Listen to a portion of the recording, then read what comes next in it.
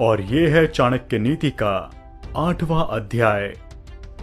नीच वर्ग के लोग दौलत चाहते हैं, मध्यम वर्ग के दौलत और इज्जत, लेकिन उच्च वर्ग के लोग सम्मान चाहते हैं, क्योंकि सम्मान ही उच्च लोगों की असली दौलत है।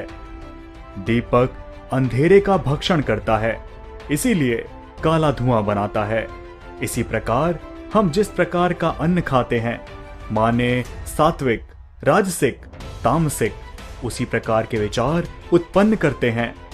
हे विद्वान पुरुष, अपनी संपत्ति केवल पात्र को ही दें और दूसरों को कभी ना दें। जो जल बादल को समुद्र देता है वह बड़ा मीठा होता है। बादल वर्षा करके वह जल पृथ्वी के सभी चल अचल जीवों को देता है और फिर उसे समुद्र को लौटा देता है। विद्वान लोग जो तत्व को जानने वाले हैं, उन्होंने कहा है कि मांस खाने वाले चंडालों से 1000 गुना नीच है, इसलिए ऐसे आदमी से नीच कोई नहीं। शरीर पर मालिश करने के बाद, शमशान में चिता का धुआं शरीर पर आने के बाद, संभोग करने के बाद, दाढ़ी बनाने के बाद, जब तक आदमी नहा ना ले वह चांडाल रहता है। जल अपच की दवा है। जल चैतन्य निर्माण करता है यदि उसे भोजन पच जाने के बाद पीते हैं। पानी को भोजन के बाद तुरंत पीना विष पीने के समान है। यदि ज्ञान को उपयोग में ना लाया जाए तो वह खो जाता है। आदमी यदि अज्ञानी है तो खो जाता है। सेनापति के बिना सेना खो जाती है और पति के बिना पत्नी खो जाती है। वह आदमी अभागा है जो अपने बुढ़ापे में पत्नी की मृत्यु देखता है। वह भी अभागा है जो अपनी संपदा संबंधियों को सौंप देता है। वह भी अभागा है जो खाने के लिए दूसरों पर निर्भर है। ये बातें बेकार हैं। वेद मंत्रों का उच्चारण करना, लेकिन निहित यज्ञ कर्मों को ना करना। यज्ञ करना, लेकिन बाद में लोगों को दान देकर तृप्त ना करना। पूर्णता तो भक्ति से ही आती है। भक्ति ही सभी सफलताओं का मूल है।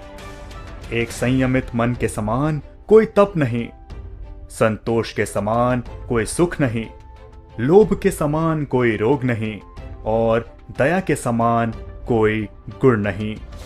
क्रोध साक्षात यम है। तृष्णा नरक की ओर ले जाने वाली वैतरणी है।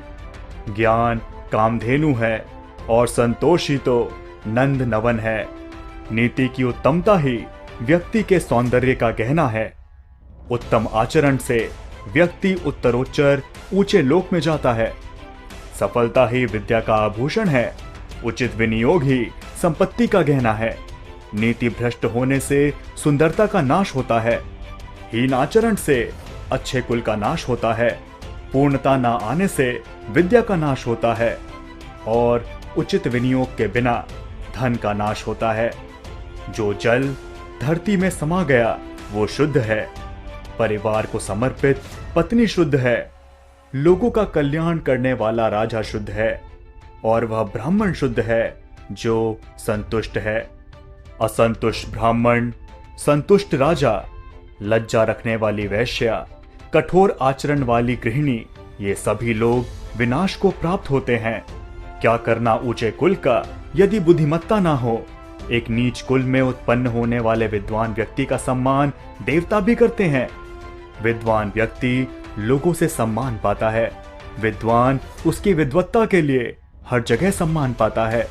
यह बिल्कुल सच है कि विद्या हर जगह सम्मानित है। जो लोग दिखने में सुंदर हैं, जवान हैं, ऊंचे कुल में पैदा हुए हैं, वो बेकार हैं यदि उनके पास विद्या नहीं है। वो तो पलाश के फूल के समान है, जो दिखते तो अच्छे हैं पर महकते नहीं। यह धरती उन लोगों के भार से दबी जा रही है जो मांस खाते हैं, दारू पीते हैं, बेवकूफ हैं। वे सब तो आदमी होते हुए भी पशु ही हैं। उस यज्ञ के समान कोई शत्रु नहीं जिसके उपरांत लोगों को बड़े पैमाने पर भोजन ना कराया जाए। ऐसा यज्ञ राज्यों को खत्म कर देता है।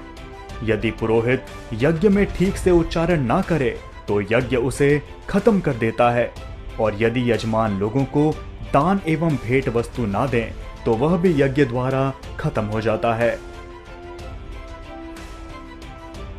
तो दोस्तों, यहां खत्म होता है चाणक्य नीति का 8वां अध्याय।